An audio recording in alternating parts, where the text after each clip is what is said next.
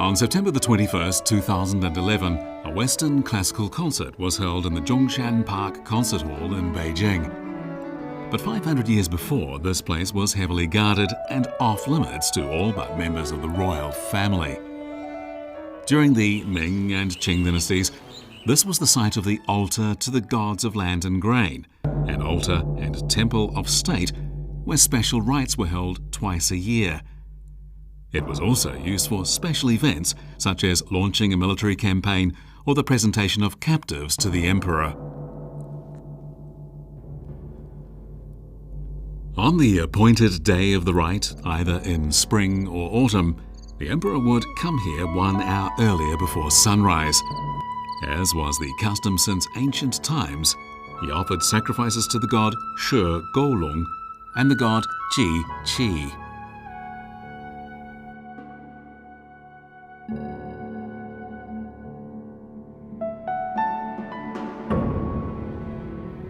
The ancient Chinese believed that She and Ji, land and grain, were fundamental to human as well as a nation's survival, and that's why they become a synonym for nation or state.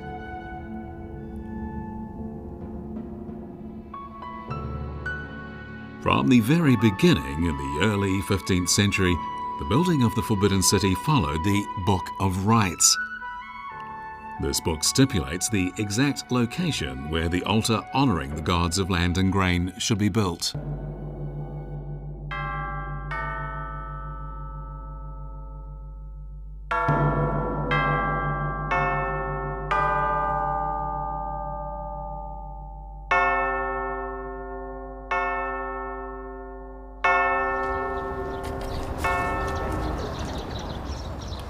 Every time a sacrifice to the gods was to be made, first, the surface soil of the altar was replaced, a practice which even continues today. Every year, in the 2nd and 8th lunar months, workers turn over the soil and level it out.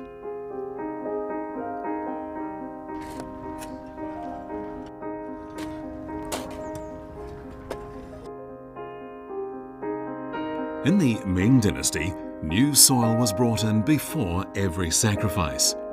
Yellow soil from Henan, red soil from Zhejiang and Fujian, white soil from Jiangxi, Huguang and Shanxi, blue-green soil from Shandong, and black soil from Beijing. Of over 300 counties from all over China, each sent 50 kilos of soil to the capital for the rite.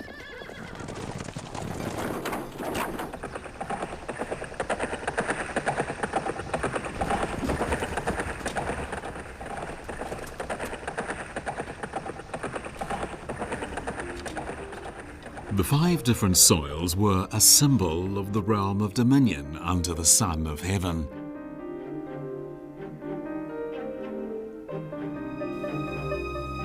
In the Qing dynasty, the counties of soil changed, but the tradition of 5 kinds of soil for the altar remained untouched to ensure good weather and a good harvest.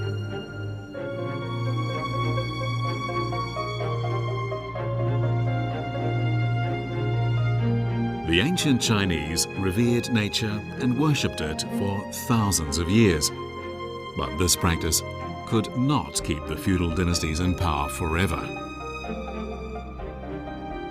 The last sacrifice to the gods of land and grain was held here in the autumn of 1911. The sacred nature of the site was gradually forgotten, and the solemn music of the ceremony was never played here again. Nowadays, people come here for pleasure and relaxation, or for a piece of music from a different land.